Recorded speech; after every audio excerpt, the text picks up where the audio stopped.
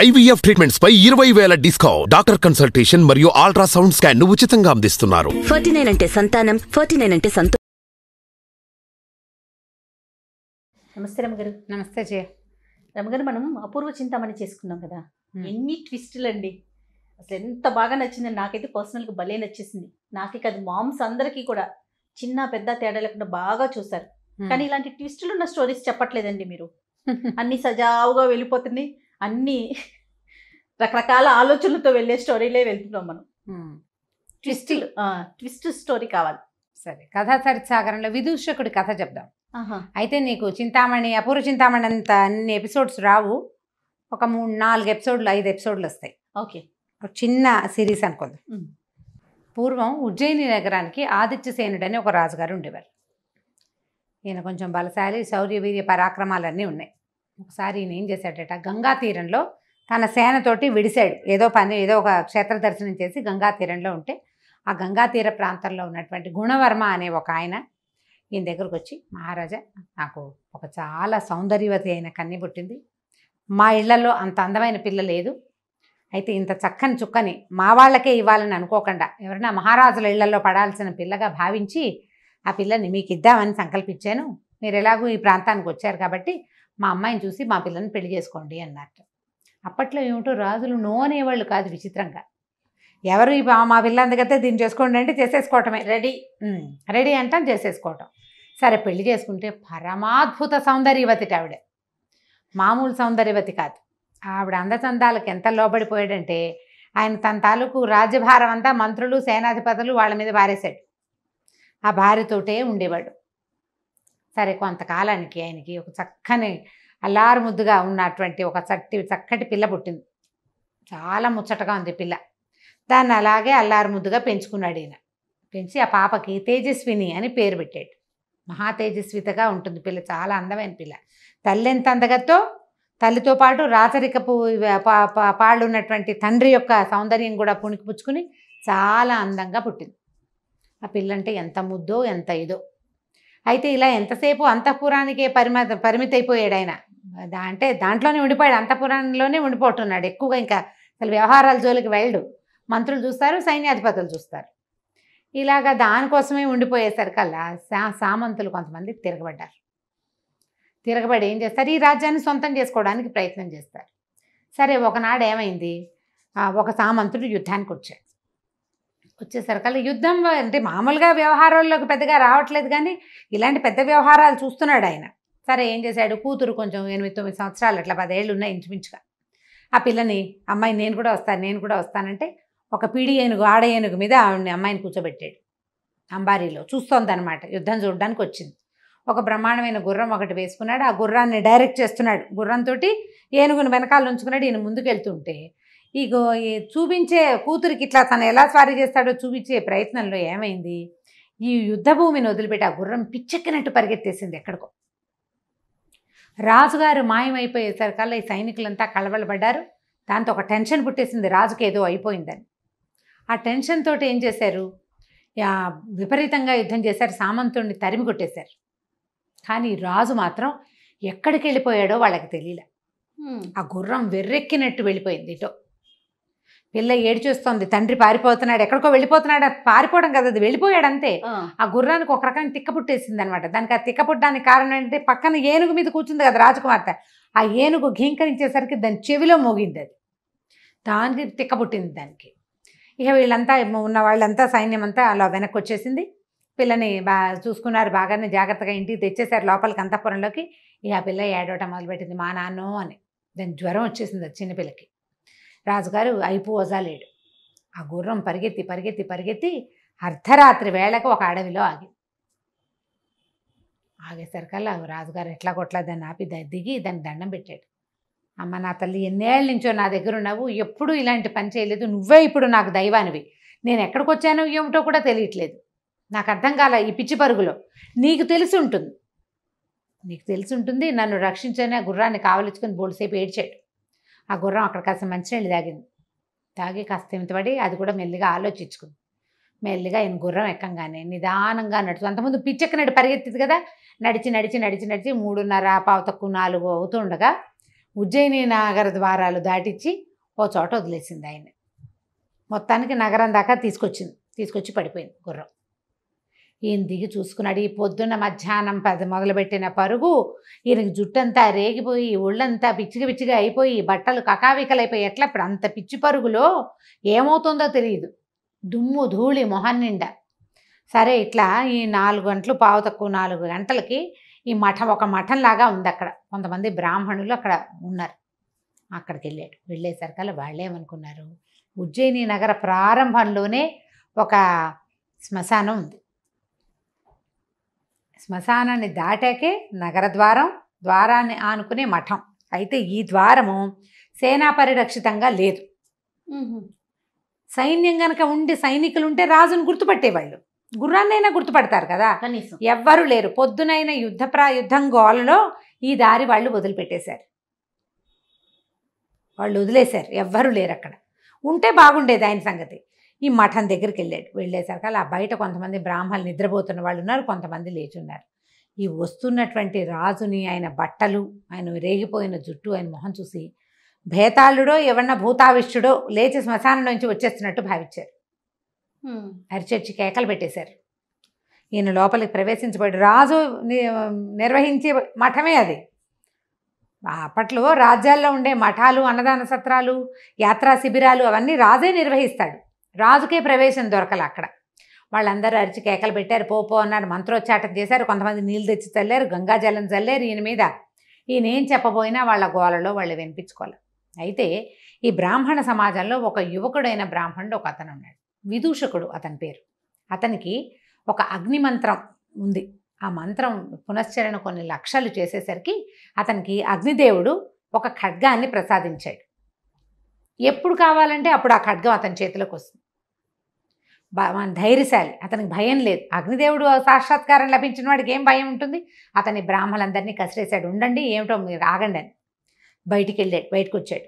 వచ్చి ఈ బయట నిలబడి ఉన్నటువంటి రాజునయ్య, తమరెవరు, ఏమిటంటే ఆయన నేను ఆదిత్య సేనుణ్ణి, ఇవాళ పొద్దున జరిగిన యుద్ధంలో పంచకళ్యాణి నన్ను అక్కడికి తీసుకెళ్ళిపోయింది, ఇప్పుడు తీసుకొచ్చింది వెనక్కి, నేను రాజునున్నాడు అనేసరికల్లా ఇతను కాస్త పరిశీలించి రాచకళ కనపడుతోంది. ఆయన బట్టలు అవి ఇలా పిచ్చిగా ఉన్నాయి, మొహం అంతా జుట్టు అయిపోయి పిచ్చి మొహంలో ఉంది. కానీ సరే లోపలికి తీసుకుపోయాడు. తీసుకెళ్ళి ఆయనకి మొహం కాళ్ళు చేతులు కడిగిచ్చి ఏదో తినడానికి కొద్దిగా ద్రవ పదార్థం ఏదో తాగడానికే ఇచ్చి మజ్జిగ లాంటిది, పడుకోండి మహారాజాని పక్కేసి పడుకోబెట్టాడు. మిగిలిన వాళ్ళంతా తిట్టారు కానీ అతను వినిపించుకోవాలి. ఈయన రాజే నేను నమ్ముతున్నాను అన్నాడు. ఇతను కొంచెం బలశాలి, ధైర్యశాలి కదా, కాస్త జబరగా మాట్లాడగలిగేవాడు ఎవడైనా ఉంటే మిగిలిన వాళ్ళు తగ్గుతారు. అవును, వాయిస్ పెరిగేసరికి. సరే ఈయన మర్నాడు పొద్దున ఇతను ఏం చేశాడు, గుర్రం అక్కడెక్కడో పడిపోయింది కదా, నడుచుకుంటూ వెళ్ళి ఆ పడిపోయిన గుర్రం ఎక్కడుందో అక్కడి నుంచి తీసుకొచ్చాడు. గుర్రాన్ని తీసుకొచ్చి దానికి కాస్త గడ్డి గాదం, కొంచెం తినడానికి ఉలవలు అవి పెట్టి, దాణా కాస్త పెట్టి, దాన్ని కొద్దిగా నిమిరి దాన్ని స్వస్థతపరిచి జీను అది రెడీ చేసి వాకిట్లో నుంచోబెట్టాడు. ఈయన నిద్రలు ఇచ్చేసరికి ఆయన మొహం కడుక్కోవడానికి ఏర్పాట్లు చేసి కాస్త ఏదో ఆహారం పెట్టి గుర్రం ఎక్కించాడు. జాగ్రత్తగా వెళ్ళరండి ప్రభు, ఇది నగరం తాలూకు ముఖద్వారమే, ఈయన కోట అక్కడెక్కడో లోపల ఉంది, చాలా దూరం వెళ్ళాలి. సరే పంపించేసరికి ఆయన అబ్బాయి నీ పేరు ఏమిటి సంగతి సందర్భం కనుక్కున్నాడు. తన పేరు విదూషకుడని, ఈ మఠంలో ఉంటాడని తెలుసుకుని ఆయన ఏం చేశాడు, సరే వెళ్ళిపోయాడు. వెళ్ళాక ఏం చేశాడంటే కొద్ది రోజులు కాస్త సెటిల్ అయ్యాక వీళ్ళని పిలిపించి వీళ్ళకి ఈ మఠానికి విదూషకుడికి మొత్తానికి కలిపి ఒక 10 గ్రామాలు వీళ్ళ పేరు మీద రాసేసరికల్లా వీళ్ళంతా ఆనందపడిపోయారు. అక్కడున్న బ్రాహ్మలంతా, వాళ్ళంతా ఆ ఊరు నుంచి ఈ ఊరు నుంచి చేరి ఆ మఠంలో ఉంటున్న వాళ్ళు. కొందరికి కుటుంబాలునే, కొందరికి కుటుంబాలు లేవు. వాళ్ళందరూ కలిసి ఎంజాయ్ చేయడానికి 10 గ్రామాల సంబారాలు వాళ్ళకనమాట. దాంతో వీళ్ళల్లో వీళ్ళు చాలా కలహించుకునేవాళ్ళు, నేను గొప్ప అంటే నేను గొప్ప అనుకునేవాళ్ళు, కొట్టుకు చచ్చేవాళ్ళు. వాళ్ళ రాజుగారు వచ్చినప్పుడు మొదట నేనే గుర్తుపట్టానని వాడు ఒకడు, ఇట్లా గందరగోళంగా ఉండేది.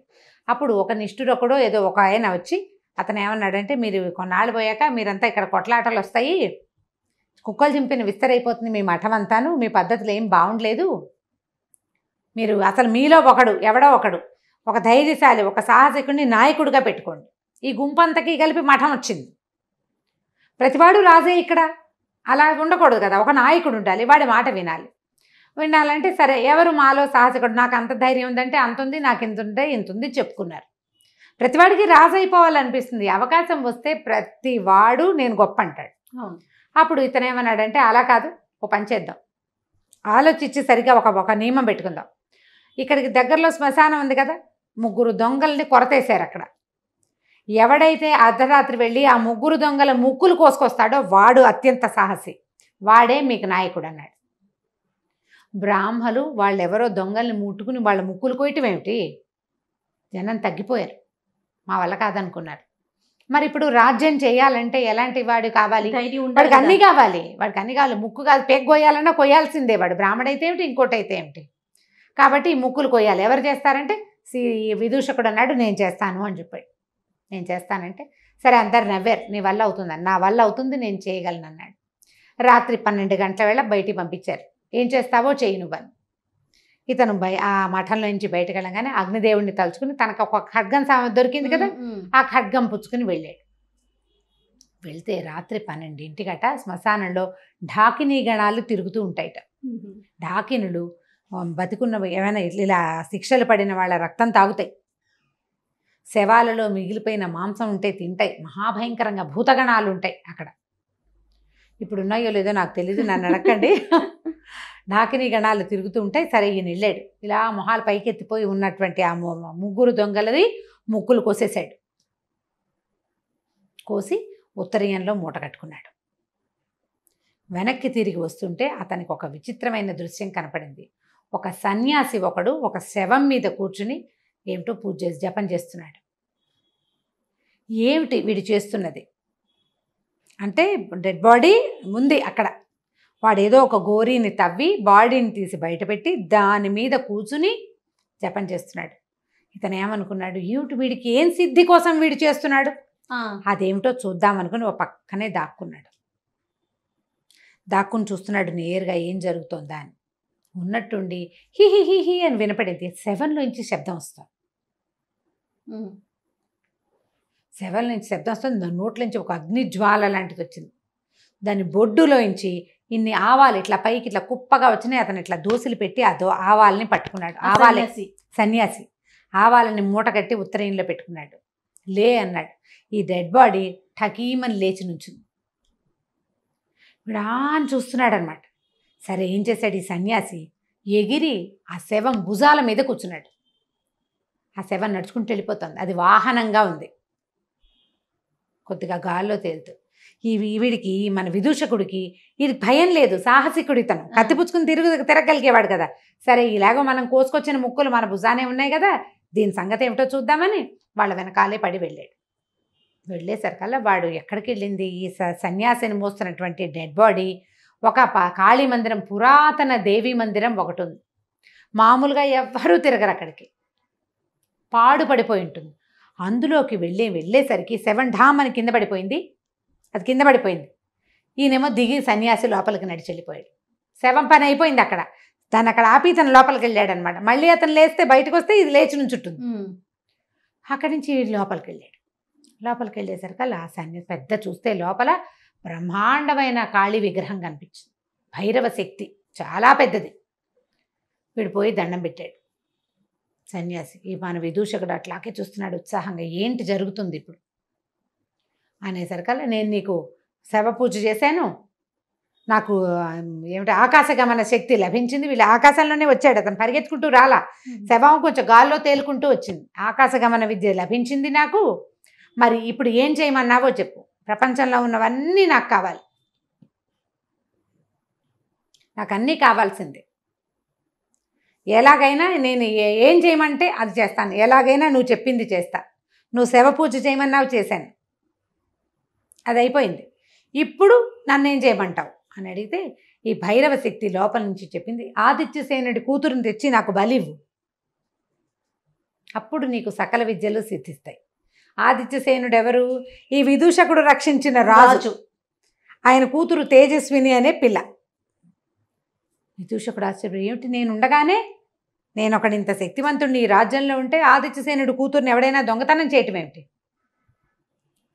ఏం జరుగుతుందో చూద్దామని అతను అక్కడే కూర్చున్నాడు. ఈ సన్యాసి బయటకు వచ్చేసాడు. బయటికి రాగానే శవాన్ని లే అన్నాడు. అది లేచి నిలబడింది. నోట్లోంచి మంట వస్తుంది దానికి. దాని మీద కూర్చుని వీడేం చేశాడు, అంతఃపురానికి వెళ్ళిపోయాడు సన్యాసి. వెళ్ళిపోయి ఆ పడుకునున్న తేజస్విని ఎత్తుకున్నాడు, తీసుకొచ్చేశాడు. పిల్ల గోలుగోలుమని ఏడుస్తోంది, ఎవరికీ వినిపించట్లా. తీసుకొచ్చేసాడు, తీసుకొచ్చి ఇక్కడ పెట్టాడు ఈ దేవి మందిరంలోకి. అమ్మాయిని చూసేసరికి విదూషకుడికి అర్థమైపోయింది, పిల్లని వీడు బలి చేసేస్తాడు ఇప్పుడు అని.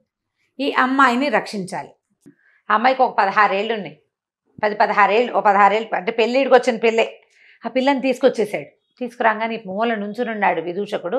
తీరా చూస్తే ఆ పిల్లని ఒక చోట కూర్చోబెట్టి అది ఏడ్చేస్తుంది, మా నాన్న అమ్మ అనుకుంటూ. అర్ధరాత్రి మరి నిద్రలో తీసుకొచ్చాడు కదా, వాడు ఆ కత్తి తీసి ఆ పిల్లని ఇచ్చేసే లోపల ఈ విదూషకుడు వీడి దగ్గర ఆగ్నేయాస్త్రం ఉంది, తన దగ్గర అగ్ని ఇచ్చినటువంటి అస్త్రం ఉంది కదా. ఆ కత్తి ఆగ్నేయాస్త్రం పేరున్నటువంటి పెద్ద మహాఖడ్గం. ఆ ఖడ్గంతో ఒక దుర్మార్గుడా రాజకుమార్తెని నేను చూస్తుండగానే నువ్వు సంహరిస్తే నా రాజభక్తి ఏమైనట్టు? మొన్నే కదా రాజుగారిని రక్షించి ఇంటి దగ్గర దింపాను నేను అని చెప్పి ఒక్క దూకులో దూకి ఏం చేశాడు, దాన్ని ఆ కాపాలికుడు తలెగర కొట్టేశాడు కత్తి పెట్టి. కొట్టేసరికల్లా కాపాలికుడు చచ్చిపడిపోయాడు. చచ్చిపడిపోయేసరికల్లా ఈ అమ్మాయి బేరమని నేర్చేస్తుంది. ఒక క్షణం అయ్యేసరికి అమ్మాయికి అర్థమైంది తనని చంపబోతున్నవాడు చచ్చిపోయాడని, అక్కడ ఇంకో పెద్ద మనిషి నుంచున్నాడని. వీడు పంచ కట్టుకుని పిలక అది ఉండి విభూతి పండురాలు ధరించిన విదూషకుడిని చూసేసరికల్లా ఎక్కడో చూసినట్టుంది అమ్మాయికి. జ్ఞాపకం వచ్చింది, చాన్నాళ్ళ క్రితం సభలో చూసింది ఇతన్ని, కానీ అతనేనని మేకౌట్ చేయలేకపోయింది. అప్పుడు ఏమన్నాడు, అమ్మా నేను రాజకుమార్ని, మీరు భయపడకండి, నా పేరు విదూషకుడు, మీ రాజ్యంలో వాడినే, నేను మిమ్మల్ని రక్షించాను, అదండి బయటికి వెళ్దామన్నాడు. బయటికి వెళ్దామంటే అర్ధరాత్రి, ఇది శ్మశానం. వీళ్ళు ఎక్కడున్నారు? ఊరికి ఈ ఉజ్జయిని నగరానికి ఓ చివరుంది, మనం అదేగా చెప్పుకున్నాం మొట్టమొదట. ఈ చివరి నుంచి రాజుగారి మహల్ ఎక్కడుంది? నగరంలో బాగా అవతల వైపుకుంది, సగానికి పైగా అవతలకు వెళ్ళాలి. ఈ పిల్లని అర్ధరాత్రి తీసుకుని ఎట్లా వెళ్తాడు? ఇందాకటి వాడు ఏం చేశాడు, కాపాలికుడు ఆ శవం భుజాల మీద కూర్చుని వచ్చాడు. ఇంతలో ఒక ఆకాశవాణి వినపడింది. అక్కడ అశరీరవాణి, ఆకాశవాణి అనకూడదు, శరీరం లేదు, శబ్దం వినిపించింది. విదూషకుడా, నువ్వు చాలా తెలివిగల పనిచేసావు, వీడిని సంహరించేసావు. ఓ పంచి, వీడి చెంగున ఒక ఆవాల మూట ఉంది, ఆ ఆవాల మూట వల్ల ఆకాశ గమన శక్తి వస్తుంది. ఇవాళ ఒకరోజు రాత్రికి నీకు ఆ ఆవాలు తీసుకుంటే నువ్వు ఎక్కడికి వెళ్ళాలంటే అక్కడికి వెళ్ళగలుగుతావు. మళ్ళీ నెలలో, వచ్చే నెల ఇదే రోజున ఇక్కడికి రా నువ్వు అని వచ్చింది సౌండ్. ఈ పిల్ల కూడా వినది. అక్కడి నుంచి ఈ శవం తాలూకు బట్టలు అవి చూస్తే ఉత్తరయంలో ఆవాలు వచ్చినాయి. అప్పుడు శవం బొడ్డులో నుంచి ఆవాలు ఎగిరితే పట్టుకున్నాడు కదా, ఆ పట్టుకున్న ఆవాలు మూట కట్టాడు. ఆ మూట కట్టిన ఆవాలు తీసుకుని ఇతను ఏం చేశాడు, ఆ అమ్మాయిని చేత్తో పుచ్చుకొని నేను రాణిగారి అంతఃపురంలోకి వెళ్ళిపోవాలని ప్రార్థించాడు. అనుకోగానే రైమని ఒకటే ఎగురు వెళ్ళిపోయాడు. ఆ అమ్మాయితో సహా అంతఃపురంలో వాలేసరికల్లా, అమ్మా నువ్వు పడుకో, మరి ఆకాశగమన విద్య ఇవాళ ఒక్కరోజే ఉంటుందండి అని చెప్పింది కదా ఆ శరీరమని, మరి నేను వెళ్ళిపోతాను, రాత్రి అంటే వెళ్ళిపోతా, తెల్లారేసరికి నేను విడిగా నడిచి వెళ్ళలేను కదా అంటే, ఆ పిల్ల బోరుమని నడిచింది. నువ్వు వెళ్ళిపోవద్దు, నన్ను అక్కడ బతికిచ్చావు, ఇక్కడ ఉండటానికే నాకు భయంగా ఉంది, నువ్వు పక్కనే ఉంటే ధైర్యంగా ఉంటా. వాడు కనుక లేచొస్తే, లేదా ఆ శవం మీద ఎత్తుకెళ్ళాడు నన్ను, ఆ శవం లేచొస్తే మనం ఏం చెయ్యాలి? కనీసం నీ చేతిలో కత్తుంది, నీ దగ్గర ఆవాలున్నాయి, ఆ రెండు ఉన్న నువ్వు ఉంటే నాకు ధైర్యంగా ఉంటుందని పిల్ల ఏడ్చేసరికల్లా ఇంకేం చేస్తాడు? సరేలే కానున్నది కాకమాందని ఆ ఆవాల చెంగును మూట అలాగే ఉంచుకొని ఆ అమ్మాయిని పడుకోమన్నాడు. తనేమో ఓ పక్కన కుర్చీలో కూర్చున్నట్టు చల్లగా నిద్ర పట్టేస్తుంది. ఇది ఎంత పరిగెత్తాడు? శ్మశానానికి వెళ్ళాడు, శ్మశానం నుంచి పరిగెత్తుకుంటూ వచ్చి కాళికాలయానికి వచ్చాడు, ఆ శవం వెనకాల పరిగెత్తుకొచ్చాడు, తిరుగుతున్నాడు హైరాణ. దాంతో నిద్ర పట్టేసింది. ఈ పిల్ల మాత్రం పెద్దగా నిద్రపోలే, భయంతో అలాగే అతను చూస్తూ కూర్చున్నది. తెల్లవారేసరికల్లా లేచి బయటికి వెళ్ళింది. పాపం ఈయన అలసిపోయాడు, ఆయన పడుకున్నాడని. కానీ ఈ లేచి బయటికి వెళ్ళంగానే చెలికత్తలంతా లోపలికి వచ్చేసారు. వచ్చి ఇక మంచానికి ఒక మంచం పక్కనే ఉన్న కుర్చీలో ఇంచుమించు మంచంగో కోడికి ఆ వెనకాలన్న భాగానికి హెడ్ రెస్ట్కి తల అంచి నిద్రపోతున్న విదూషకుడు మగవాడిని అంతఃపురంలో చూసేసరికల్లా కేకలు పెట్టారు. వాళ్ళంతా కేకలు పెట్టారు. అంతఃపుర రక్షకులు వచ్చేసి ఈ విదూషకుని చేత పుచ్చుకొని పదండి ముందు రాజుగారి దగ్గరికి అన్నారు. అనేసరికల్లా ఈ అమ్మాయి కూడా వచ్చింది వెనకాల. విదూషకుడిని రాజు దగ్గర ప్రవేశపెట్టారు. ఎప్పుడైతే విదూషకుడు అని తెలుసుకున్నాడో ఇతని శక్తి ఏమిటో ఆయనకు తెలుసు. రాజుగారికి ఇంతకుముందు చూశాడు కదా తను, ఇతనికి ఆగ్నేయాస్త్రం ఉంది ఇతని దగ్గర, అది కూడా ఆయనకు తెలుసు. సరే ఏమిటినైనా ఏమిటి సంగతి, నువ్వు ఎట్లా వచ్చావు ఇక్కడికంటే, ప్రభు నిన్న ఇట్లా జరిగింది, మరి వాళ్ళేమో ముగ్గురు దొంగల ముక్కులు కోసుకురమన్నారు. ఇదిగోండి ఆ ముక్కులనే మూట వేడదీసి చూపించాడు. 3 దొంగల ముక్కులు ఉన్నాయి అందులో. అక్కడి నుంచి ఇట్లా ఒక కాపాలికుడు, అక్కడ ఒక వ్యవహారం జరుగుతుంటే నేను అతని వెనకాల పరిగెత్తాను. వెళ్తే అతను ఒక కాళికాలయంలోకి చేరాడు. మరి ఒక శవం కూడా ఉంది అక్కడ. ఆ కాపాలికుడి శరీరం కూడా ఆ దేవాలయంలోనే ఉంది. కావాలంటే మీరు చూడొచ్చు, మీ అమ్మాయిని పిలిపించి అడగండి అన్నాడు. ఆ అమ్మాయి ఏం చెప్పింది, వాడెవడో ఒకడు వచ్చాడు, నన్ను ఎత్తుకొచ్చాడు, ఒక మనిషి మీద కూర్చుని వచ్చాడు. కానీ ఆ మనిషి మేము గుళ్ళోకి వెళ్ళేటప్పుడు వాడు కింద పడిపోయాడు. వాడు నోట్లోంచి మంటలు వస్తున్నాయి. ఆ అమ్మాయి చెప్పింది ఇతను చెప్పింది సేమ్గా ఉంది. అక్కడి నుంచి ఈయన ఏం చేశాడు, భటులందరినీ కొంతమందిని రప్పించి సర్వసైన్యాధిపతిని పిలిచి అక్కడెక్కడికో వెళ్ళొద్దామని గుర్రాలు వేసుకుని అక్కడికి పోయారు. చూస్తే శ్మశానంలో 3 దొంగలకి ముక్కులు లేవు. 3 దొంగల శవాలు ఉన్నాయి. ముక్కులు పెట్టి చూశారు, వాళ్ళవే ముక్కులు ఒకటి. అక్కడి నుంచి ఇటు చూస్తే ఈ శ్మశానం బయట కొంత దూరంలో ఒక పాడు పడిపోయిన కాళికాదేవి గుడి ఉంది, చాలా పాతది. దాని బయట ఒక శవం పడుంది. అది ఆ ఊరి వాడే, ఆ పొద్దున మరణించిన వాడు. వాడు చుట్టాలు పక్కాలంతా వచ్చారు. శవాన్ని ఎవరో గోరి తవ్వేశారు, బాడీ బయటకు వచ్చేస్తున్నారు. ఆ బాడీ మీదే వీడు వచ్చాడు కాపాలికుడు. అక్కడి నుంచి లోపలికి వెళ్ళి చూస్తే ఒక పురాతనమైన కాళికాలయం, అడేం గుడి, అమ్మవారు లేదు, ఏమీ లేదు. కానీ చచ్చిపడున్న కాపాలికుడి శవం కనపడింది అక్కడ. ఇవన్నీ చూసి ఈయన చాలా సంతోషించి, లేకపోతే ఒక్క దెబ్బలో ఈ పిల్ల కాస్త హతమైపోయేది అంతే. రాజుగారు ఏమన్నాడు, విదూషకుడిని చాలా మెచ్చుకుని, నాయన నువ్వు చాలా గొప్పవాడివి, నీ అంత మహాసత్వుడు నాకు అల్లుడు కావటం కంటే నాకేం కావాలి, మా పిల్లని పెళ్లి చేసుకో అని చెప్పేసి ఈ పిల్లని పెళ్లి చేసుకున్నారు. ఇంకా అక్కడ బ్రాహ్మణ సత్రంలో అయిన గొడవ అవన్నీ తెలుసుకున్నాడు ఆయన. వాళ్ళందరినీ మీ దారిని మీరు పడండి. ఎవరైతే ముగ్గురు దొంగల ముక్కులు కోసుకురమ్మని చెప్పాడు కదా, ఒకడు నిష్ఠురొక్కడో ఎవడో వాడి పేరు, అతన్ని ఆ మఠానికి హెడ్గా పెట్టేసారు. ఈ విదూషకుడిని తీసుకొచ్చి పెళ్లి చేశారు. పెళ్లి చేసేసరికల్లా ఒక 1 నెల రోజులు గడిచినాయి. భార్యతో చాలా కులాసాగా ఉన్నాడు. రాజుగారు అల్లుడైతే ఏం కొదవా. సరిగ్గా నెల తిరగంగానే ఈ పిల్ల, ప్రభు మీరు ఆ గుడికి వెళ్ళొద్దు, గుళ్ళో దేవత ఆ రోజు మిమ్మల్ని పిలిచింది కాదు, నెలకల్లా రమ్మని, గుడికి వెళ్ళొద్దా మీరు అంది. అనేసరికల్ అవును కదా గుర్తొచ్చింది. అర్ధరాత్రి లేచేసి ఆ అమ్మాయి చెప్పటం కూడా రాత్రి 11 గంటల వేళకి చెప్పింది. చెప్పి పడుకుని నిద్రపోయింది. ఈయన తన కత్తి పుచ్చుకుని గుళ్ళోకి వెళ్ళిపోయాడు. గుళ్ళోకి వెళ్తే గుడి ఎక్కడుంది, అది పాడుపడిన గుడి. ఆ గుడిలో ఏముందో ఇతనికి తెలియదు. మళ్ళీ మొదట వెళ్ళినప్పుడు పెద్ద ఇంత జేజమూర్తి కనబడింది. రాజుగారితో వెళ్ళినప్పుడు ఏం లేదు, ఏదో ముగ్గులు గిగ్గులు అన్నీ ఉన్నాయి, అమ్మవారి విగ్రహం మాత్రం అక్కడ లేదు. కాపాలికుడి శవం ఉంది. ఇప్పుడు వెళ్ళేసరికల్లా గుళ్ళోకి అడుగు పెడితే అది గుడి కాదు, ఏదో ఒక మహాహర్మ్యం లాగా ఉంది. లోపల ఒక అందమైన అమ్మాయి కూర్చుని ఆ అమ్మాయి ఏం చెప్పిందంటే, ఈయన ఏం చేశాడు, గుడి బయట నిలబడి, నేను విదూషకుడిని, నేను వచ్చాను, నెల తర్వాత రమ్మన్నావు అంటే, రా లోపలికి అని కేక వినపడింది. లోపలికి వెళ్తే అది ఒక హార్మ్యం లాగా ఉంది. లోపల ఒక అమ్మాయి కూర్చుని. ఆ అమ్మాయి ఏం చెప్పిందంటే, నేను విద్యాధర రాజైన విద్యాధర సేనుడి కూతురుని, నా పేరు భద్ర. నేను ఆ శ్మశానంలో ఇవి డాకినీ గణాలు ఉన్నాయి కదా, వాళ్ళని చూడ్డానికి వచ్చాను. నువ్వు ఎప్పుడైతే 3 దొంగల ముక్కులు కోసావో అప్పుడు నేను నీ వంకే చూస్తున్నాను, నువ్వు చాలా అందంగా ఉన్నావు, నువ్వు నాకు నచ్చావు. ఆ తర్వాత నువ్వు కాపాలికుడిని వెనకాల తిరిగావు, అక్కడి నుంచి ఇక్కడికి వచ్చావు, నేను నిన్ను వెంబడించి ఇక్కడికి వచ్చేసా. వచ్చిన తర్వాత నాకు తెలిసింది నువ్వెంత శక్తిమంతుడివో, నీ దగ్గర ఎలాంటి మంత్రశక్తి ఉందో తెలిసింది. అందుకనే నేను ఆ అశరీరవాణిని నేనే ఆ ఆవాలు తీసుకోమని నీకు ఆజ్ఞ ఇచ్చాను. నిజానికి ఆవాల్లో ఏమీ లేదు, ఆ శక్తి నాది, నీ ఆకాశగమన విద్య నాది. నేను వచ్చాను నీతో పాటు అక్కడికి, నీకు కనపడకుండా. నెల తర్వాత రమ్మని నేనే నీకు చెప్పించాను. నాకు తెలుసు రాజకుమార్తెను పెళ్లి చేసుకుంటావని. ఓ 1 నెల రోజులు నువ్వు ఆ భార్యతో గడిపి తర్వాత నా దగ్గరకు వస్తామని ప్లాన్డ్గా చెప్పాను నీకు. ఆ అమ్మాయిని ఆవేశించి ఇవాళ ఇక్కడికి రావాలని గుర్తు చేసింది కూడా నేనే. నేను నిన్ను ప్రేమించాను, నాతో ఉండిపోవాలి. ఈయన రాజకుమార్తెని రాజుగారిని అన్నీ వదిలిపెట్టేశాడు.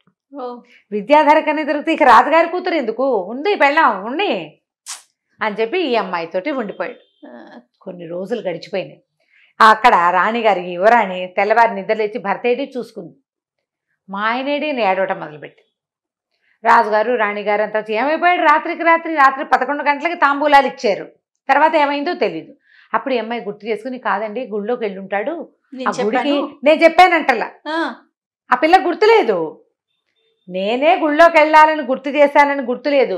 ఏడ్చి శోకాలు పెట్టాక ఇతనికి తల్లిదండ్రి లేరు, చుట్టాలు పక్కాలు లేరు, ఎవరింటికి వెళ్ళాడు, ఏమయ్యాడు అని ఓ ప్రశ్నలు వచ్చాక తట్టింది. అవాళ్ళండి నన్ను కాపాలికుడు చంపైపోయిన రోజున ఆ గుళ్ళో శక్తి జేజీ నెల తర్వాత రమ్మంది, ఓవేళ ఆ గుళ్ళోకి వెళ్ళాడేమో నాన్నగారండి అంది. అనగానే వీళ్ళంతా పొలోమని గుళ్ళోకి వెళ్తే అదొక పాడుపడిన దేవళం. అవాళ్ళు ఏం చూసారో ఇప్పుడు కూడా అక్కడ అదే ఉంది, ఏమీ లేదు. నిజానికి ఆ గుళ్ళోనే ఉన్నాడు విదూషకుడు.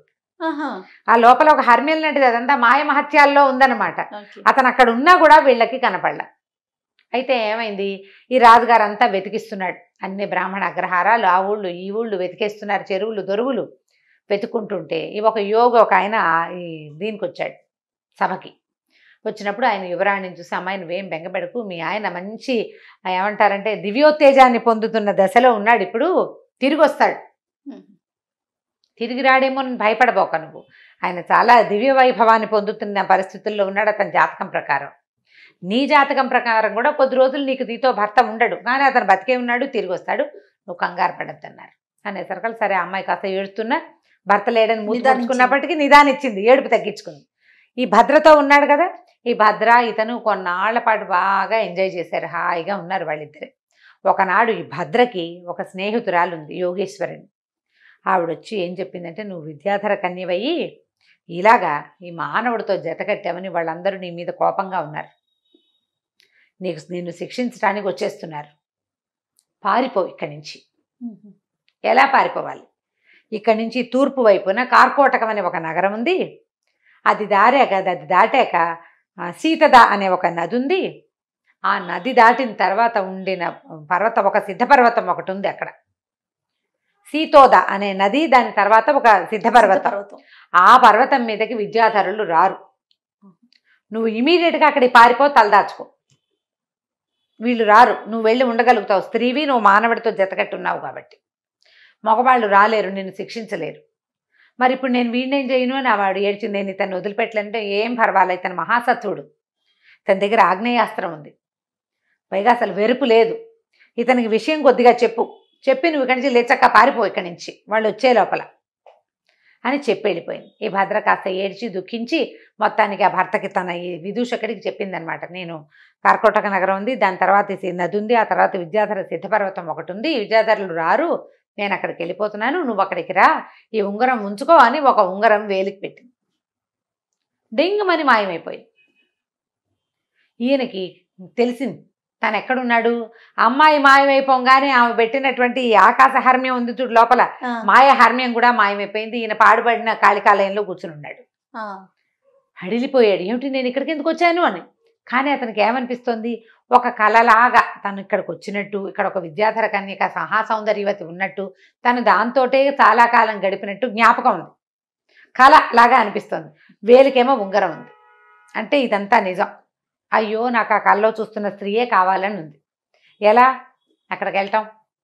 సరే ఆవిడ ఏదో చెప్పింది కదా, ఎక్కడికో వెళ్తున్నానని చెప్పింది, అక్కడ సిద్ధాశ్రమంలో సిద్ధపర్వతం మీద ఉంటుంది, అక్కడికి వెళ్ళాలి. సరే ఏం చేశాడంటే నిదానంగా బయటకు వచ్చాడు. వస్తూ ఏం చేశాడు, అక్కడ పూజా సామాగ్రి ఏవో ముగ్గులేసి చెత్తగా ఉంది కదా, అదంతా ఒంటి నిండా పుచ్చుకున్నాడు, బట్టలు చించేసుకున్నాడు. చించుకుని బయటకు వచ్చాడు. భద్ర అని అరుస్తూ బయటకు వచ్చేసరికల్లా ఆ చుట్టుపక్కల ప్రాంతంలో ఉన్న ప్రజలంతా రాజుగారు అల్లుడు విదూషకుడి కోసం వెతుకుంటున్నారు కదా, వచ్చాడు విదూషకుడు దొరికాడు అన్నారు. తీసుకుపోయి రాజుగారి రాజస్థానంలో అప్పచెప్పారు. ఈయన భద్ర అంటాడు, బట్టలు ఉంచుకోడు, చింపేసుకుంటాడు, ఏది కనపడితే అది ఒంటికి పూసేసుకుంటాడు, భద్ర అంటుంటాడు. ఏమండు, ఏమీ మాట్లాడు. వచ్చాడు కదా భర్త, ఈవిడేం చేసింది, శుభ్రంగా రాజకుమార్తె స్నానం అది చక్కగా చేయించి భోజనం పెట్టపోతే సగం భోజనం తిన్నాడు. అక్కడి నుంచి లేచేళ్ళు అక్కడ ఏదో బూడిద ఉంటే పొయ్యిలో బూడిదంతా పూసేసుకుంటాడు ఒంటికి. వాళ్ళు వీళ్ళు ఉచ్చాటన చేసేవాళ్ళు, భూత వైద్యులు, రకరకాల వాళ్ళు వచ్చారు. ఎవరు ఏం చేసినా ఆ భద్రా మాండు, బూడిద పోసుకోవడం మాండు, బట్టలు చింపుకోవడం మాండు. ఒక ఉన్మత్త దశ. దాంతో సరే రాజుగారికి వైద్యులు ఏం చెప్పారు, ఇతన్ని కట్టేసి లోపల నుంచి రాజు కట్టుదిట్టం చేసేసాడు, ఇతను ఎక్కడికో బయటికి వెళ్ళిపోయాడు, ఇంకా వెళ్ళనివ్వకూడదు, కూతురు ఏడుస్తుందని. ఆయన కూతురు అంటే ప్రేమ.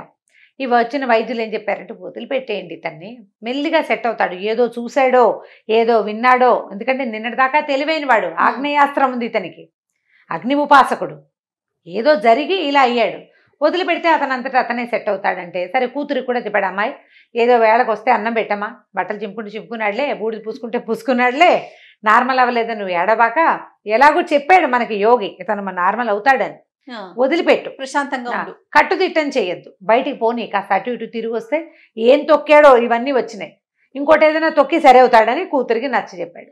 దాంతో ఆ అమ్మాయి కూడా మొగుడిని హమేషా కనిపెట్టుకుని ఉండటం మానేసింది. వేళకి ఏదో భోజనం, మంచినీళ్ళు, పాలు, నీళ్లు చూస్తూ ఉండేది, కాస్త అటు ఇటు తిరుగుతున్నాడు. వదిలేయంగానే ఈయన దొరికిందే ఛాన్స్ అని ఈ ఉంగరం సరి చేసుకుని భద్రా నడుచుకుంటూ బయటకు వచ్చేసాడు. తిరిగి వస్తాడు, 2-3 సార్లు బయటకు వచ్చి తిరిగి వచ్చాడు. నమ్మారు వాళ్ళు, నమ్మించేశాడు. ఓ 4-5 రోజుల తర్వాత తనంతట తను బయలుదేరి వెళ్ళిపోయాడు బయటికి. తూర్పు కనుమలు దాటాక అక్కడ ఏదో ఒక కర్కోటక నగరం ఉంది, అది దాటి ఇంకా వెళ్ళాలి ముందుకి. సరే ఏం చేశాడు, బయలుదేరి ఆ పక్కకి వెళ్ళిపోవటం మొదలుపెట్టాడు. ప్రయాణం చేస్తూ వెళ్ళి మధ్యలో ఒక ఊర్లో ఆగాడు. ప్రతి చోట అతనికి రకరకాల కథలు మధ్యలో నడుస్తాయన్నమాట. ఈ కొత్తగా వెళ్ళిన నగరంలో ఏమైందట, ఒక పూటకోళ్ళమ్మ ఇంట్లో చేరాడు. రాజుగారు అల్లుడు కాబట్టి కొంచెం ఆభరణాలు ఉన్నాయి. ఇతను ప్లాన్డ్గా కొంత డబ్బు కూడా పట్టుకెళ్ళాడు. దాంతో ప్రతి చోట ఉండటానికి ఉంది. ఒక పూటకోళ్ళమ్మ ఇంట్లో చేరేసరికల్లా పూటకోళ్ళమ్మకి ఒక బంగారు నాణ్యం ఇచ్చాడు. ఆ పూట 2-3 రోజులు ఆవిడ అన్నం పెట్టింది. 3వ రోజున ఆవిడ ఏడుస్తూ, నాయన నా ఇల్లు నీకు దానం ఇస్తున్నాను, తీసుకో నాయన, నీకు ఇదిగో ఇల్లు కాగితం అని తీసుకొచ్చి చేతిలో పెట్టింది. తెల్లబోయాడు, ఇదేమిటమ్మా కాగితం ఇస్తున్నావు, ఏదో అన్నం పెట్టావు, నేను నీకు రూపాయి ఇచ్చాను, రేపు పొద్దున వెళ్ళిపోతాను నేను అంటే, కాదు నాయన, ఇక నేను బతికి కూడా వృధానే, చచ్చిపోతాను నేను ఎలాగోను, ఇక నేను బతికుండి కూడా ఏమీ ఉపయోగం లేదు, చచ్చిపోతాను. చచ్చిపోయే ముందు ఒక సద్బ్రాహ్మణుడికి, ఒక ఉత్తమ వ్యక్తికి నా ఆస్తి పాస్తి ఇల్లు వాకిలు ఇచ్చేస్తే సరిపోతుందని అనిపించింది అనేసరికల్లా, నీకు అంత కష్టం ఏమొచ్చింది, ఏమిటి నీ బాధ ఏమిటమ్మా అని అడిగాడు. అడిగేసరికల్లా ఏం చెప్పాను ఆయన, ఈ ఊరు రాజుగారు, ఆయన పేరు దేవవర్మ ఏదో రాజుగారు, ఆయన చాలా కాలం దుఃఖించి పిల్లలు లేరని ఏడవగా ఆయనకు ఒక కూతురు పుట్టింది, సర్వాంగ సుందరి, దుఃఖలబ్ధిక అమ్మాయి పేరు, దుఃఖం వల్ల పొందిన పుత్రిక కాబట్టి ఆ పేరు పెట్టారు. ఈ దుఃఖలబ్ధిక మహాసౌందర్యవతి. రాజుకి తన కూతురుని చూసుకుని ఎంత గొప్ప. సరే ఏం చేశాడు ఆయన, ఒక ఆయనకి ఇచ్చి పెళ్లి చేశాడు, ఇంకో రాజుగారికి, పక్క ఊరి రాజుగారికి, సామంత ప్రభుకి. ఈ పెళ్ళయింది, పొద్దున పిల్లాన్ని ఇద్దరిని అంతఃపురంలోకి పంపించారు. అమ్మాయి బాగానే ఉంది, అబ్బాయి చచ్చిపోయాడు. పెళ్లి కుమారుడు మరణించాడు.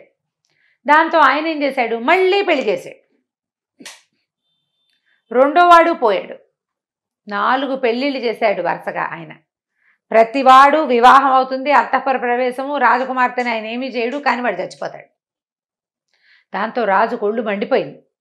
ఎంతమంది చస్తారో చూస్తాను, ఈ ఊళ్ళో ఉన్నటువంటి బ్రాహ్మణ క్షత్రియ యువకులందరినీ ఒక్కొక్కడితో నా కూతురికి పెళ్లి చేయి, ఏ కారణం చేత చస్తున్నారో మనకు తెలియాలి, ఎవడో ఒకడు అడ్డం పడేవాడు ఒకడు గనక దొరుకుతాడు, కాబట్టి ఇట్లా ప్రయత్నించమన్నాడు. ఒక్కొక్క కుటుంబం నుంచి ఒక్కొక్క యువకుని పట్టుకుపోయారు నాయన. ఈ ఊళ్ళో సగం మంది క్షత్రియ కుమారులు, బ్రాహ్మణ కుమారులు మరణించారు. నా కర్మ కొద్దీ ఇవాళ మా ఇంటికి వచ్చింది ఆ వాట. నా కొడుకు రాజకుమారికి భర్త కాబోతున్నాడు రేపొద్దున. ఇక భర్త ఏమీ లేదు, అంతఃపురంలోకి పంపేటేమీ, వివాహం లేదు, ఆవిడ అంతఃపురంలో ఉంటుంది, డైరెక్ట్ అంతఃపురంలోకి పంపేస్తారు. తెల్లారేసరికి వాడు చచ్చిపడి ఉంటాడు అక్కడ, వాడు చచ్చిపోతాడు. నా కొడుకు ఎలాగూ చచ్చిపోతాడు, ఒక్క పిల్లాడు, నేను బతికుంటే ఏం చేస్తాను నాయన అనేసరికల్లా ఏదో ఉంది ఇక్కడ, ఎవరో ఈ అంతఃపురంలో వెళ్ళిన వాళ్ళని చంపేస్తున్నారు. రాజకుమార్తె చూస్తే సౌందర్యవతి, ఈ ఊళ్ళోనే పుట్టి పెరిగింది, ఆవిడదేం లేదు, ఆవిడ లబోదిబ్బమని ఏడుస్తుంది. నాకొద్దు నాన్న, ఇలా నా కోసం ఎవరిని చంపద్దు నాన్న అని అమ్మాయి ఏడుస్తోంది. తండ్రి వింటల్లా. పిల్ల మంచిదే, ఏదో జరుగుతోంది. సరే ఏమన్నాడమ్మా, అన్నం పెట్టావు 3 రోజుల నుంచి, నీ రుణం తీర్చుకుంటాను నేను, నాకేమన్నా అవుతుందని నువ్వు బెంగ పెట్టుకోవద్దు, నీ కుమారుడి ప్రాణాలకి నా ప్రాణం అడ్డేస్తా, వాడిని పంపద్దు, నేను వెళ్తాను అన్నాడు. నేనే నీ కొడుకునని చెప్పు, నేను వెళ్తా అన్నాడు. కొద్దిగా భయపడింది, కానీ ఇతని సత్వము, అతని ధైర్యము, ఆ మాటల్లో ఉన్న తెంపరితనము అవి చూసేసరికి ఒప్పుకుంది. సరేనా. సరే రాజకుమార్తె అంతఃపురానికి బయలుదేరాడు విదూషకుడు. పౌండ్రపట్టణం అనే చోటకి వెళ్ళాడు. పూటకుళ్ళమ్మ ఇంటికి వెళ్ళాడు. పూటకోళ్ళమ్మ ఇంటికి వెళ్ళాడు. ఆవిడేమో నాస్తంతా నీకు ఇచ్చేస్తాను, ఏమిటంటే రాజుగారి కూతురు సంగతి చెప్పింది. ఏమన్నాడంటే, నీ కొడుకు బదులు బకాసురుడి దగ్గరికి భీమసేనుడి వెళ్ళినట్టుగా నేను వెళ్తానమ్మా అని చెప్పాడు. వెళ్ళాక ఏమైందో చూడాలి ఇప్పుడు మనం. సరే విదూషకుడు ఏం చేశాడు, సాయంకాలం చీకటి పడింది, శుభ్రంగా పూటకోళ్ళమ్మ పాలు పెరుగు పోసి అన్నం పెట్టింది, తిన్నాడు, వెళ్ళాడు. వెళ్తే లోపలికి వస్తుంటే అందరు చూస్తున్నారు, పాపం ఎంత బాగున్నాడు, మరి చక్కగా ఉన్నాడు అనుకున్నాడు. లోపలికి పోయాక ఆ రాజకుమార్తె బిక్కమొహం వేసుకుని చూసింది, ఏం చేసి చచ్చిపోవడానికి వచ్చినట్టే కదా, అయ్యో ఎంత బాగున్నాడు, వీడన్నా బతికితే వీడితో కాపురం ఉంటుంది కదా నాకు అని అనుకుని బాధపడుతుంది. అమ్మ మీ దారి మీరు పడుకోండి, నేను చూస్తానన్నాడు. రాజకుమార్తె వెళ్ళి పడుకుంది. ఈయన ఏం చేశాడు, గదిలో ఒక పక్కన కూర్చుని ఉన్నాడు. ఒక మూల అగ్నిని తలుచుకుని ఆగ్నేయమైనటువంటి ఖడ్గాన్ని తెచ్చారు. తలుచుకోగానే చేతిలోకి వస్తుందన్నమాట. ఆ ఖడ్గాన్ని ధరించి ఒక మూల కూర్చున్నాడు. అర్ధరాత్రి అయిపోయింది. ఎవరు వస్తున్నారు అయితే దీనికి ఏం డౌటు, ఏదైనా సర్పమో ఏదైనా పురుగో ఏదో వస్తోందని అనుకుంటున్నారు. సర్పము పురుగు రాలా. కాసేపటి అయ్యాక ధన అడుగుల చప్పుడు వినపడింది. ఈ ఒక పెద్ద బ్రహ్మాండమైన పర్సనాలిటీ ఉన్న ఒక రాక్షసుడు వచ్చాడు అంతఃపుర ముఖద్వారంలోకి, ఆ గదిలోకి, ఆ గది తాలూకు ముఖద్వారంలోకి. అక్కడి నుంచి 2 చేతులు చాప, ఒక చెయ్యి ఇట్లా ఒక చెయ్యే చేతులు చాపాడు లోపలికి. చెయ్యి చాపి ఇట్లా అంటున్నాడు. అంటే ఎవరో దొరికితే దొరికిన వాడిని పట్టుకుంటారనమాట, ఈ రాజకుమార్తెతో పాటు ఉన్నవాడిని. ఈయన ఏం చేశాడు, వెంటనే ఆ కత్తి తీసి, ఓ దుర్మార్గుడా, నువ్వే వచ్చిన ఈ ఊళ్ళోకి, ఈ అంతఃపురంలోకి వచ్చిన మగవాళ్ళందరినీ తినేస్తున్నట్టున్నావు, నీ సంగతి చెప్తానుండని ఈ కత్తి పెట్టి ఒక్క వేటేశాడు. చెయ్యి తెగిపోయింది. ఇక్కడ దాకా చెయ్యి లోపల చాపాడు కదా, దెబ్బదాకా తెగిపోయి చెయ్యి అట పడిపోయింది. పడిపోయేసరికి రాక్షసుడు గగ్గోలు పెడుతూ పరిగెత్తుకుంటూ వెళ్ళిపోయాడు. అంతఃపురంలో ఎవరు కదలిక లేరు. ఈయన హాయిగా అయిపోయిందిగా. ఈ రాక్షసుడు చెయ్యి ఎలా పడిందంటే సరిగ్గా ఆ ద్వారానికి అడ్డంగా పడింది, ఇంకోళ్ళు ఎవరు లోపలికి రానివ్వకుండా. ఈయన ఖడ్గాని పక్కకు పెట్టుకుని శుభ్రంగా తను కూడా ఒక తివాచి చూసుకుని పడుకుని నిద్రపోయాడు. ఇంకెవరు రారు, వీడే ప్రతిసారి వస్తుంది. తెల్లవారేసరికల్లా గంటలు మోగాయి. ఇంకేముంది, శవమే, వాడు ఉండడు, చచ్చిపడి ఉంటాడని అనుకున్నారు. తీరా చూస్తే ఈయన చక్కగా హాయిగా పడుకుని నిద్రపోతున్నాడు. రాజకుమార్తె పడుకుంది. ఆవిడ లేచి చూసింది. అంతా వీళ్ళంతా వచ్చారు బయట నుంచి, పని వాళ్ళు వస్తారు కదా, అంతఃపుర సైనికులు, రక్షకులు, ఈ అమ్మాయిని సేవించేటువంటి సేవకురాళ్ళు, రాజుగారు, మంత్రి గారు, సైన్యాధిపతి, సమస్తమైన జనాభా వచ్చి చూసేసరికల్లా కళకళ్ళాడుతూ నుంచుని ఉన్నాడు విదూషకుడు. ఆశ్చర్యపోయారు. ఆ రాక్షసుడి చెయ్యి లోపల కనపడింది. నాయన, ఎవరు మహానుభావుడివి, నువ్వు ఎక్కడి నుంచి వచ్చావు, ఏమిటి అంటే ఈ విషయం వ్యవహారం అంతా చెప్పాడు. మా అమ్మాయిని వివాహం చేసుకో, ఇక్కడే ఉండన్నారు వాడు. కొద్ది రోజులు ఉన్నాడు అక్కడ, వివాహం చేసుకున్నాడు. మరి ఎవరి వల్ల ఆ అమ్మాయి రక్షించబడుతుందో ఆ పిల్ల నా దుఃఖలబ్ధికని అతనికే ఇవ్వాలి. కొద్ది రోజులుండి నేను వేరే వ్యవహారం మీద వెళ్తున్నానని చెప్పేశాడు. చెప్పి బయలుదేరాక ఏమైంది, ఈసారి ఏమైందంటే ఒక ఓడ వర్తకుడితోటి అంటే సముద్రం మీద ప్రయాణాలు చేసే ఒక వర్తకుడితోటి స్నేహం అయింది. ఇతనికి కార్కోటక నగరం, అక్కడికి వెళ్ళాలి ఈయన. సరే, ఈ వర్తకుడితో స్నేహం అయితే ఆ వర్తకుడు నేను ఆడ సముద్రం మీద వెళ్తానంటే రాజుగారితో చెప్పాడు, నేను మళ్ళీ వస్తానండి, ఇప్పుడే నేను ఇక్కడ ఉండటం నాకు కుదరదు, వేరే వ్యవహారం మీద వెళ్తున్నానని చెప్పి ఆ వర్తకుడితో కలిసి బయలుదేరితే సముద్రంలోకి వెళ్ళింది పడవ. చాలా దూరం, రోజులు గడిచిపోతున్నాయి. ఒక రోజులో జరగల ఇదంతా, నెలలు గడిచిపోయినాయి. ఈయన భద్ర కోసం వెళ్తున్నాడు. ఈ దారిలో ఏమైంది, సముద్రంలో పడవ ఉన్నట్టుండి ఆగిపోయింది. అది చిన్న పడవ అని చెప్తున్నాం కానీ కాదు, నౌక. అది చాలా పెద్దది, చాలామంది జనాభా ఉన్నారు. ఇక ఏం చేసినా ఆ పడవ కదలపోయేసరికల్లా ఆయన ఏమన్నాడు, ఆ ఓడ వర్తకుడు, ఎవరైతే ఈ ఓడని కదుపుతారో వాళ్ళకి నా సంపదలో సగం ఇచ్చి నా పిల్లనిచ్చి పెళ్లి చేస్తానన్నాడు. అనేసరికల్లా మన సత్వశీలుడు కదా ఇతను, విదూషకుడు చాలా మహాసత్వుడు. తను ఏమన్నాడు, నేను చూస్తాను, అసలు ఇక్కడ ఏముందో నేను చూస్తానని చెప్పి ఏం చేశాడు, ఆ సముద్రంలోకి ఆగ్నేయాస్త్రాన్ని పట్టుకుని దూకేసరికల్లా కిందకి వెళ్ళేసరికి అతనికి ఏం కనపడిందంటే ఒక మహాకాయుడైన ఒక రాక్షసుడు నిద్రపోతున్నాడు. ఆ నిద్రకి అతని పిక్కకి ఈ పడవ తాలూకు కింద భాగం ఉంటుంది కదా, ఈ మట్టిని కదుపుతూ నడిచేది, అది పట్టేసుకుంది. వీళ్ళు ఎంత ప్రయత్నం చేసినా పిక్క, అతను ఎంత మహాకాయుడు, ఈ ఓడకి కనీసం 20 ఇంతలు ఉన్నాడు. ఇతను ఏం చేశాడంటే ఈ ఆగ్నేయ కత్తి ఉంది కదా, దాంతో ఆ పిక్కని తెగ నరికేసేసరికి పడవ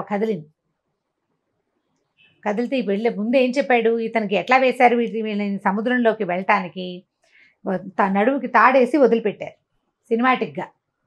ఆ కింద పని అయ్యాక అతని పైకి లాగాలి. వాళ్ళకి చెప్పాడు, నేను కేక పెడతాను, పడవ కదలంగానే నన్ను లాగండి అన్నాడు.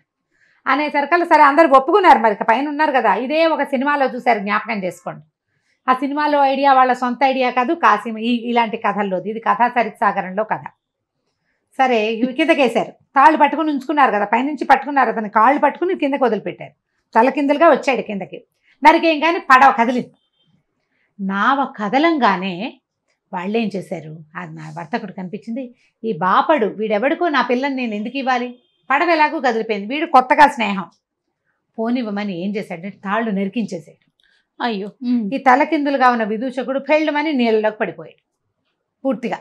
ఇప్పుడు పైనుండి ఆసరా పట్టుకుని ఉన్న దారి వేరు, ఆసరా కోసం కానీ వదిలిపోయారు. అంతకుముందు వాళ్ళు ఆపి పట్టుకున్నారు, ఇప్పుడు పట్టు లేదు, పడిపోయాడు కిందకి. పడిపోగానే ఏం చేశాడంటే ఇక అర్థమైంది ఇతనికి, వాళ్ళు మోసం చేశారు. కానీ ఏ రాక్షసుడి పిక్కనైతే తను నరికాడో ఆ పిక్కని ఆసరా చేసుకుని, అదొక దీనిలాగా, పిక్క అంటే కింద భాగం మోకాలి కింద నుంచి పాదం దాకా ఉండేది కదా, దాన్ని ఆసరా చేసుకుని సముద్రంలో ఈదటం మొదలుపెట్టాడు. ఏదో ఒకటి కావాలిగా.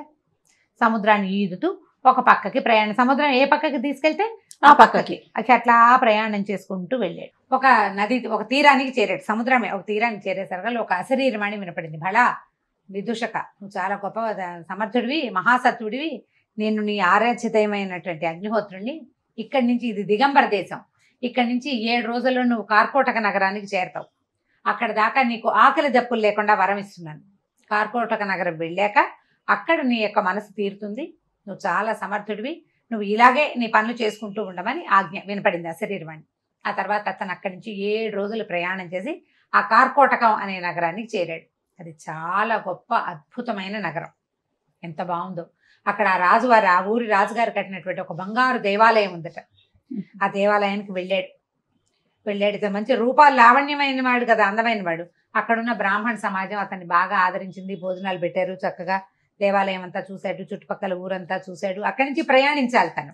అయితే ఏమైందంటే ఈ బ్రాహ్మణ సమాజం వాళ్ళతో కబుర్లు చెప్పుకుంటాడు, తను ఏ ఊరు, ఎక్కడి నుంచి వచ్చాడు, పాత జరిగిన సంగతులు చెప్పుకుంటారు కదా.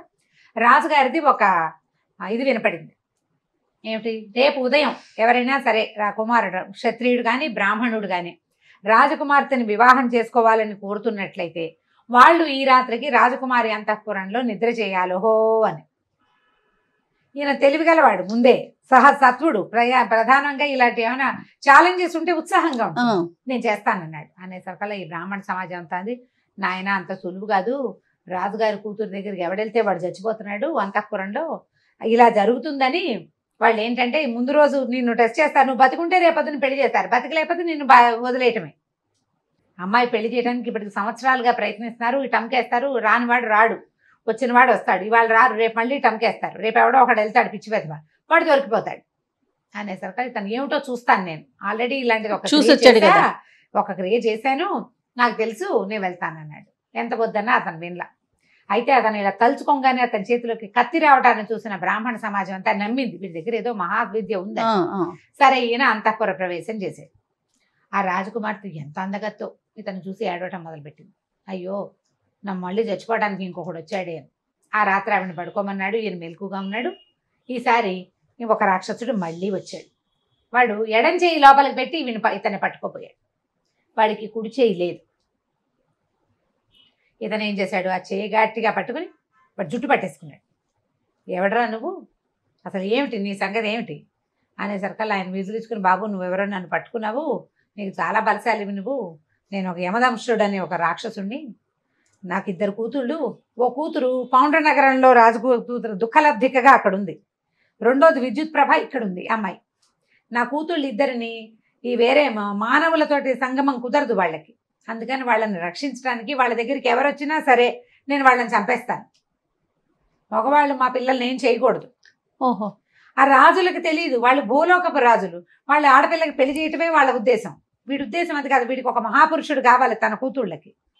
శంకర ఆజ్ఞ, ఎప్పుడైతే నీ బాహువులు నరకబడతాయో అప్పుడు నీ పిల్లలకి శాప విమోచనం అన్నాడు. నేను కూతుళ్ళని రక్షించుకోవడానికి ఓ చెయ్యి ఆ బిల్డింగ్లో ఆ అంతఃపురంలో, రెండో చెయ్యి ఈ అంతఃపురంలో పెట్టి కూర్చున్నాను, ఎవడొస్తే వాడిని చంపేస్తున్నాను. పౌండ్ర నగరంలో కూడా ఒకడు నా కుడి చేయి నరికాడు, ఇప్పుడు నువ్వు ఎడం చేయి నరికేసావు, నా జుట్టు కూడా పట్టుకున్నావు, నా శాప విమోచనం అయిపోయింది నాయన అనేసరికల్లా ఇతను చెప్పాడనమాట నవ్వుతూ, పౌండ్ర నగరంలో నీ చేయి నరికింది నేనే అనేసరికల్లా నాకు శాప విమోచనం అయిపోయింది, నేను ఇంకా నా పిల్లల్ని రక్షించక్కర్లేదు, నువ్వు నా కూతుర్ని పెళ్లి చేసుకుని హాయిగా ఉండు, నేను నీకు సేవకుడుగా ఉంటా, నువ్వు ఎప్పుడు ఎక్కడికి రమ్మంటే అక్కడికి వస్తాను, నన్ను తలుచుకుంటే వస్తాను, ఏ సహాయం కావాలన్నా చేస్తాను నాయన, నన్ను వదిలిపెట్టేయమన్నాడు. సరే, జుట్టు పుచ్చుకున్నాడు కదా, జుట్టు వదిలిపెట్టేయంగానే రాక్షసుడు మాయమైపోయాడు. తెల్లారేసరికల్లా ఇతను సజీవంగా ఉండటం, రాజకుమార్తె చక్కగా ఉండటం చూసుకుని రాజుగారు చాలా సంతోషించి ఆ కార్కోటక నగర ప్రభు పిల్లనిచ్చి పెళ్లి చేశాడు. 2 కాదు, మొదట ఒక పెళ్ళయింది తేజస్విని తోటి. అవునవును, తేజస్విని, వీళ్ళిద్దరు భద్ర, 4. ఓహో, అక్కడి నుంచి కొద్ది రోజులు వీళ్ళ దగ్గర ఉన్నాడు. ఉన్నా కూడా ఇతనికి విద్యాధర కన్య ఉంది, ఆ భద్ర మీదే ఉంది మనసు, ఆమెను సాధించాలి ఎలాగైనా. అప్పుడు ఏం చేశాడంటే మళ్ళీ వీళ్ళతోటి సరిగ్గా చెప్పకుండానే ఈ విద్యాధర కన్యను వెతుక్కుంటూ కార్కోటక నగరం నుంచి ఇతను బయలుదేరిపోయాడు విదూషకుడు. దారిలో 2 పెళ్లిళ్ళు చేసుకున్నాడు, ఒక రాక్షసుని సంహరించాడు, సంహరించాడు అతను శాప విమోచనం చేశాడు. అతడి సహాయం తనకి దొరికేలాంటి ఏర్పాటు చేసుకుని మళ్ళీ ప్రయాణం మొదలుపెట్టాడు. విదూషకుడు రాక్షసుడి 2వ చేయి కూడా నరికేశాడు. వాడు జుట్టు పుచ్చుకుని లొంగ తీసుకున్నాడు.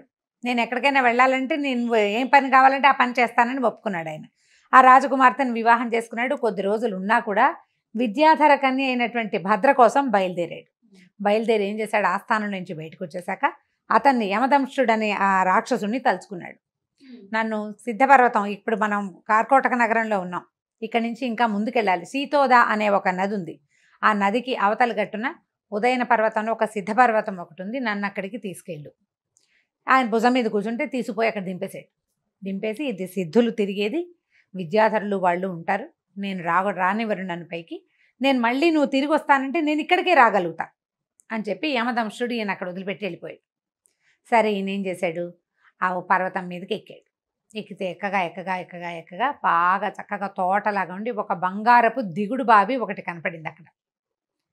దిగుడు బావి చుట్టుపక్కల తడితడిగా ఉంది, పాదాల గుర్తులు కనపడుతున్నాయి. అంటే ఇక్కడ ఎవరో తిరుగుతారనమాట. సరే ఏం చేశాడు, ఓ పక్కన కూర్చుని ఉన్నాడు. చాలాసేపటికి కొంతమంది ఆడవాళ్ళు ఇంత బిందెలు పుచ్చుకుని వచ్చారు. ఆడవాళ్ళవే పాదాల గుర్తులు అనమాట. ఓ పక్కన కూర్చున్నాడు. పక్కన కూర్చుంటే అడిగారు, ఎక్కడ వాడివి, ఏమిటి నువ్వు అంటే, ఊరికే చూడడానికి వచ్చాను అన్నాడు. ఈ నీళ్ళు ఎవరికి తీసుకెళ్తున్నారు అంటే, వాళ్ళలో ఒక ఆవిడ ఏం చెప్పిందంటే, విద్యాధర కన్యక ఒక ఆవిడ భద్ర అని ఉంది, ఆవిడ స్నానానికి తీసుకెళ్తున్నాము అంది. వీడికి మనవాడికి కావాల్సింది ఆవిడే కదా. సరే ఏం చేశాడు, వాళ్ళు బిందెల్లో నీళ్ళు నింపుకుంటున్నారు కదా, బిందెలో ఒక ఉంగరం వేసేసాడు. ఒక ఉంగరం ఇచ్చింది భద్ర, ఆ ఉంగరం వేసేసాడు. అయితే ఆ అమ్మాయి ఏ బిందెలో వేశాడో ఆ బిందె తాలూకు అమ్మాయి ఇచ్చి, అయ్యా కొంచెం ఎత్తవా ఈ బిందె నాకు, బిందె ఎత్తాలి కదా, ఇట్లా ఎత్తి పైన పెట్టాలి. బిందె ఎత్తి భుజం మీద పెట్టాడు. అక్కడే ఉన్నాడు. ఆ చుట్టుపక్కల తోటల్లో బొళ్ళని పళ్ళు గిళ్ళు ఉన్నాయి, కోసుకుని తిన్నాడు. ఆ నువ్వు దగ్గరే కూర్చున్నాడు కదలకుండా. ఈ ఆడాళ్ళంతా నీళ్లు పుచ్చుకుని వెళ్ళారు. అక్కడ స్నానశాలలో పోసారు. ఆ బిందెత్తి నీళ్లు పోస్తుంటే ఆవిడ ఒళ్ళో పడింది ఆ ఉంగరం. భద్రకి ఒళ్ళో పడేసరికల్లా ఉంగరం చూసుకోగానే ఆవిడకి తెలిసిపోయింది వచ్చేసాడని. ఇది ఎక్కడ దొరికింది ఈ ఉంగరం ఏమిటంటే, అయితే వీళ్ళు ఏమన్నారు, ఈ బిందె పట్టుకొచ్చిన అమ్మాయి అక్కడ ఉన్న ఒక వ్యక్తితోటి మాట్లాడింది, ఆయన ఎవరో నవయువకుడు, మానవుడు, చక్కగా సంస్కృతం మాట్లాడుతున్నాడు, అక్కడ ఉన్నాడని చెప్పేసరికల్లా ఈ అమ్మాయి పరిగెత్తుకుంటూ వెళ్ళి చూసుకుంటే ఈయన అక్కడే ఉన్నాడు. సరే హాయిగా ఉన్నారు కొంతకాలం పాటు సంతోషంగా ఉన్న తర్వాత అతను ఏమనుకున్నాడంటే, ఇక్కడి నుంచి వెళ్ళిపోవాలి. ఆ అమ్మాయి ఏమందంటే, నాకు నువ్వే కావాలి, నీతోటే ఉంటాను, కానీ నేను భూలోకంలోకి వచ్చానా మా విద్యాధరులు వచ్చి నన్ను పట్టేసుకుంటారు, సిద్ధపర్వతం మీద ఉంటే నన్ను ఎవరు పట్టుకోరు. అప్పుడు అతను ఏమన్నాడంటే, నీకు నేను కావాలంటే ఈ విద్యాధరత్వాన్ని వదిలిపెట్టి శక్తులు వదిలేసుకో, నువ్వు మానవులతో పాటు ఉండి మానవులతో కలిసి తిరుగుతూ కలిసి వీళ్ళతోటి విహరిస్తూ వివాహం చేసుకుని పుత్రులను సంతానం కంటానంటే మీ వాళ్ళు ఒప్పుకోరు, శక్తి వదిలిపెట్టేసుకో, విద్యాధర శక్తులు ఏవి వాడవు నువ్వు, అప్పుడు నువ్వు నాతో హాయిగా ఉండొచ్చు కదా అంటే ఆవిడ దానికి రెడీ అయిపోయింది. ఇప్పుడు మనం కోటీశ్వరుల ఆడపిల్లలు ఆస్తులు వదులుకుని అబ్బాయిల దగ్గరికి వెళ్ళిపోయినట్టు, ప్రేమించిన వాడి దగ్గరికి వెళ్ళినట్టు ఆవిడ మొత్తం శక్తి అంతా వదిలిపెట్టేసుకుంది. నేను మొత్తం శక్తులు వదిలిపెట్టేస్తాను, నన్ను నువ్వు తీసుకెళ్ళిపో. సరే ఇతను ఏం చేశాడంటే, మనం అక్కడ దాకా వెళ్తే కనుక యమదంశుడు వస్తాడు, అక్కడికి వెళ్ళిపోదాం అని చెప్పేసి ఆ అమ్మాయిని తీసుకుని అక్కడి నుంచి బయలుదేరాడు. తన స్నేహితురాళ్ళు 2-3 ఉన్నారు, వాళ్ళకి చెప్పింది. భద్రేశ్వరి మొట్టమొదట ఇక్కడికి పారిపో అని చెప్పింది కదా, ఆవిడ 4 రోజులు వీళ్ళని హాయిగా ఉండండి తర్వాత వెళ్ళిపోదురు కానంటే, ఆ విద్యాధర పర్వతం సిద్ధపర్వతం మీద హాయిగా చాలా అద్భుతమైన చెరువులు దొరువులు, ఎంత చక్కగా ఉంటుందో పర్వతం. మామూలుగా మన హిమాలయాలే చాలా బాగుంటాయని చెప్తాం కదా, ఈ సిద్ధపర్వతాల్లో ఏంటంటే గైరికాది ధాతువులు ఉంటాయి, మొక్కలకే మణులు కాస్తాయట ఆ ప్రాంతంలో. అలాంటివి అన్నీ చూసి సంతోషంగా అక్కడ ఉన్న మొత్తం వింతలు విడురాలు అన్నీ చూసేశాక, అంటే హనీమూన్ అయిపోయాక బయలుదేరారు. ఈ పర్వతం దిగొచ్చి యమదంశుడిని పిలిచారు. పిలిస్తే ఆయన వీళ్ళిద్దరిని భుజం మీద ఎక్కించుకొని బయలుదేరాడు. మొట్టమొదటి ఎక్కడికి వెళ్ళాడు, కార్కోటక నగరానికి వెళ్ళి అసలు రాక్షసుడి మీద ఎక్కి వస్తున్న వీళ్ళని చూసి అందరూ ఆశ్చర్యపోయారు ప్రజలంతా. అక్కడున్న రాజకుమార్తెని తీసుకున్నాడు, నా భార్య నేను తీసుకెళ్ళిపోతాను అని. రాజుగారు ఒప్పుకున్నాడు. కార్కోటక నగరంలో ఉన్న రాజకుమార్తెను ఎక్కించుకున్నాడు. అక్కడి నుంచి ముందుకొచ్చి ముందు ఇంకొక అమ్మాయి దుఃఖలబ్ధిక, ఆ అమ్మాయిని ఎక్కించుకున్నాడు. అయ్యారు. అక్కడి నుంచి ఇప్పుడు ఈ దుఃఖలబ్ధిక తర్వాత ఇతను ఒక చోట వ్యాపారస్తుడితోటి ఒప్పందం కుదుర్చుకున్నాడు. ఆయన ఏం చెప్పాడు, నువ్వు నీళ్ళలోకి దిగి సముద్రంలో అడ్డు తొలగించు, మా పిల్లని నీకు ఇచ్చి పెళ్లి చేస్తానన్నాడు కదా. అక్కడికి వెళ్ళి ఈ రాక్షసుడితోటి బెదిరించి, నీ కూతుర్ని నాకు ఇస్తాను వాగ్దానం చేసావు, వాగ్దత్త, నీ కూతురు నా పెళ్ళాం అని చెప్పేశాడు. ఖచ్చితంగా వాగ్దానం చేసావు, నా మనసా అమ్మాయి నా భార్య అనుకున్నాను, నా భార్యను నాకు అప్పచెప్పు అంతే అంటే ఇక వాడు ఏడుస్తూ ఏం చేశాడు, ఇక ఏం చేశాడు, రాక్షసుడు ఒకడు వచ్చాడు వీళ్ళతో పాటు. సరే ఆ కూతురుని అప్పచెప్పేశాడు. సంపద ఇస్తానన్నాడు, సగం సంపదని తన ఊరికి తరలించుకున్నాడు, ఉజ్జయినికి. తరలించుకుని ఇక్కడి నుంచి బయలుదేరి ఈ మొత్తం ఎంతమంది అయ్యారు ఇప్పటికి, 4 రాజకుమార్తెల్ని, ఒక వ్యాపారస్తుడి కూతురు, ఒక విద్యాధర కన్య, 2 రాజకుమార్తెలు, మళ్ళీ వీళ్ళిద్దరూ అక్కా చెల్లి, ఒక రాక్షసుడి తాలూకు సంతానం. ఈ 4 ఎక్కించుకుని ఉజ్జయిని మహానగరానికి వెళ్ళిపోయాడు. ఇలా రాక్షసుడి మీద ఎక్కి వస్తున్న ఇతన్ని చూసి మహాబాహువైన ఒక రాక్షసుడు, అసలు చూడ్డానికి అమోఘంగా ఉందన్నమాట. రాజుగారు చాలా ఆనందించాడు. ఆ రాజు కూతుర్ని మొట్టమొదటి పెళ్లి చేసుకున్నాడు, తేజస్విని. అప్పుడు ఉజ్జయిని మహానగరానికి రాజుగా తీసుకున్నారు అతన్ని. మరి రాజుగారికి ఒకతే కూతురు ఉంది. ఈ 5 రాజకన్యలతోటి హాయిగా ఆనందంగా కాలక్షేపం చేశాడు. మహాసత్వం ఉన్నవాడు ఏదైనా చేయగలుగుతాడు. సత్వవంతులకి అడ్డే లేదు. సత్వవంతులకు అడ్డే లేదని ఇలాగ 5 పెళ్ళిళ్ళు చేసుకోమని చెప్పడం లేదు. ఏ పనైనా సాహసోపేతంగా. అప్పుడు అసలు పెద్ద ఆవిడ ఒప్పుకోవాలి కదా రెండో పెళ్లికి. తేజస్విని ఒప్పుకుంది. ఇంతమంది భార్యల్ని అతను తెస్తే మా నాన్న రాజ్యం, నీ పెళ్ళాలందరినీ మా రాజ్యంలో ఎందుకు కూర్చోబెడతావు అనలేదు. దక్షిణ నాయకులు అంటారు ఇట్లా ఎక్కువ మంది భార్యలు ఉండే రాజుల్ని. దక్షిణ నాయక లక్షణాలు చెప్తారు కదా, నాయక లక్షణాలు చెప్తారు. అందులో దక్షిణ నాయకుడు అంటే 4-5 భార్యలు అంటే 4-5 సాటిస్ఫై చేస్తూ బాగా చూసుకునేవాడు అనమాట. ఈయన హాయిగా 5 భార్యలతోటి ఉజ్జయిని నగరాన్ని పరిపాలించాడు. విదూషకుడు అనే బ్రాహ్మణుడు. కథ కంచికి మనం ఇంటికి ఎన్ని ట్విస్ట్లు అయినాయి. అదే ఈ భాగం కొంచెం చిన్నదే, మొత్తం భాగాలన్నీ కలిపి ఓ ఫుల్ భాగంగా కూడా వేస్తే అందరూ హ్యాపీగా చూసిస్తారు. తప్పకుండా చేయ. నమస్తే.